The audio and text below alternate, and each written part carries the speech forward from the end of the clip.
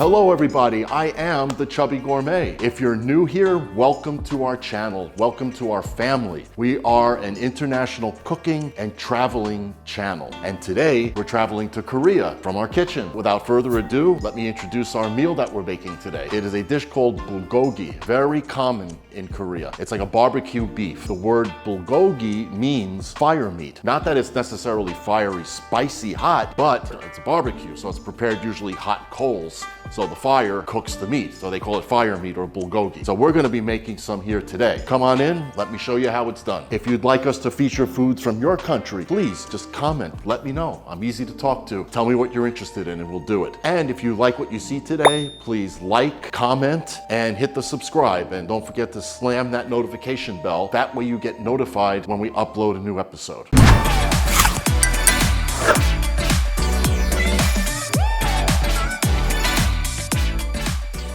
So the first thing we need to do is start making our marinade. The beef will be mixed up in this marinade, kept in the refrigerator overnight. So it's at least an 8-hour long marinating process. During that time, besides picking up the flavor of the delicious marinade, it's tenderizing the meat. And I'll show you when we add the meat. We want the beef sliced as thinly as possible. It makes it quicker and easier to tenderize. And also when we cook it on the stove, it cooks faster. So let's start with our ingredients. We could have just taken a couple of cloves of garlic and minced it. That would work. I also happen to have a jar of minced garlic just because I use minced garlic so much. So we're gonna start with 2 teaspoons of minced garlic. We're gonna add some chopped leek. There's not an exact amount that I use for this. I use like maybe a few inches off a couple of stalks of the leek. So I will cut those off. I like to go across lengthwise first before dicing them. And by the way, I promise you, I do have a set of brand new sharp knives coming. So you won't have to suffer through watching me painfully slow chop vegetables again. But for now, this is what we got. So we're gonna just be careful not to lose any fingers. Brown sugar. And I'm going to use about 3 teaspoons full. And as you'll be able to tell, this is where the sweetness comes from. If you've had bulgogi before, you know there's a definite sweetness to the meat. Soy sauce. I'm using low sodium, still has plenty of sodium in it though. I'm gonna do 2 tablespoons. And I'm gonna put 2 teaspoons of roasted sesame seed. I'm gonna season with some fresh ground black pepper. And I like to add, for a little bit of hint of heat, crushed red pepper flakes. Again, according to taste, I'm gonna put just 2 teaspoons full.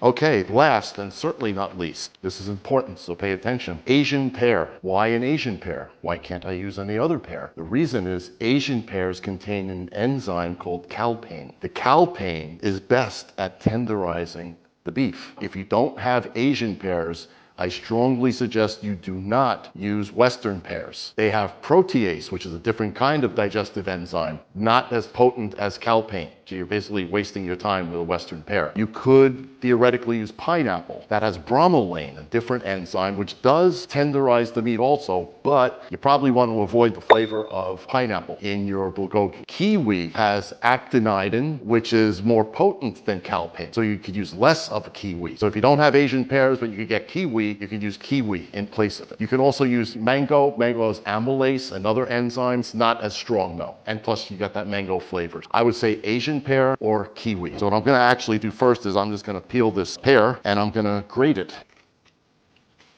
I'm gonna mix this up a little first. I'm gonna grate at least half of this because I really want that enzyme. I really want to tenderize this beef.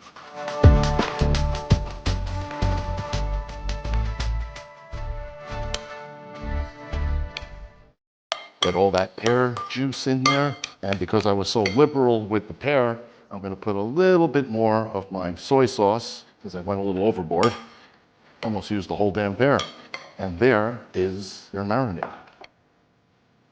Now, let's check out the beef. Again, you wanna get this sliced as thin as possible. You're probably not going to achieve what they do at the Korean restaurants when you go for barbecue, but you can still get pretty thin if you got a good butcher. So I'm gonna start putting these in here little by little. I'm gonna put about a half to maybe 3/4 of a pound.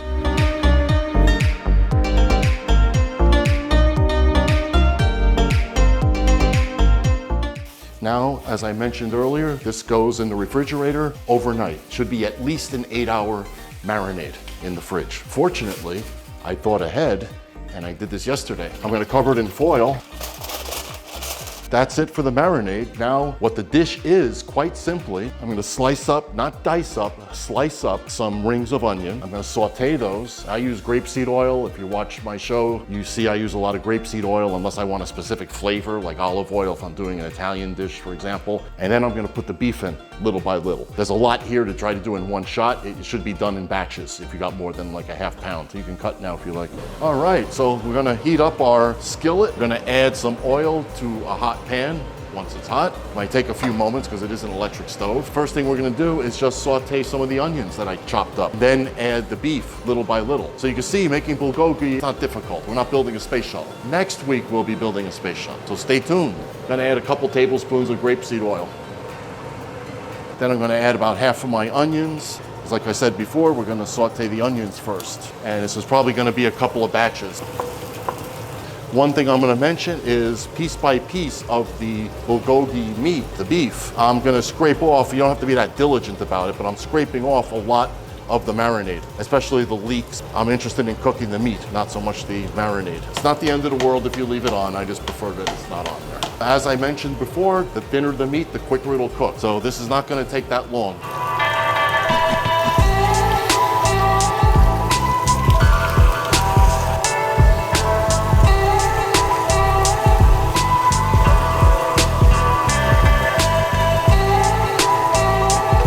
And you can see how fast the meat cooks. You do not want to overcook it. See how fast that cooks? As I mentioned before, there's various ways of making, well, any dish, right? Bulgogi is no exception. I would love to hear from others what you prefer for your marinade, any unique thing you might do with yours.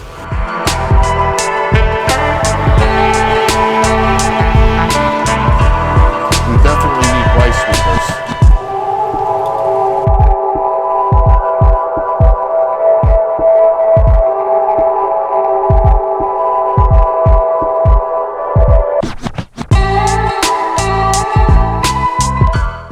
We're gonna give it a try. Instead of green onions, I had to take a walk on the wild side and replace them with sprouts. Let's try some of that meat with a little bit of onion. Just like in the restaurants, but better. Put some hot sauce. I'd say not as sweet as you get in the typical Korean barbecue at a restaurant. I prefer just not too salty or not too sugary. But if you want more sugar, you just add more brown sugar when you make your marinade.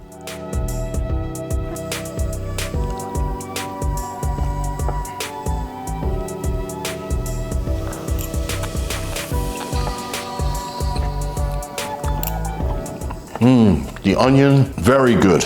Just need a little bowl of rice on the side and it's all set. And there you have it, Korean bulgogi made at home. Not much effort.